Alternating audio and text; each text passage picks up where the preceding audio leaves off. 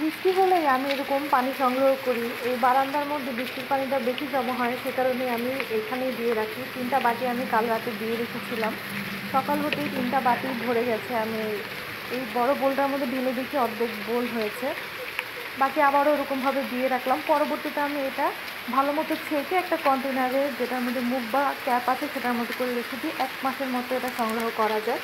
এটা আমি indoor plant এবং আউটডোর প্ল্যান্ট সব গাছে দিয়ে থাকি, যেন গাছের পাতাগুলো খুবই সবুজ সতেজ থাকে।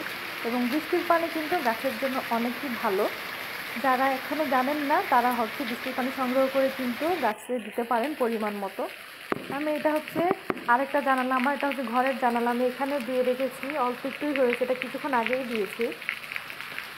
2টা জানালায় আমি এরকম দইয়ের এই বাটিগুলো দিয়ে রেখেছি। এটা আরেকটা, এখানেও বেশি হয়নি কারণ এটা বেশি সময় হয়নি।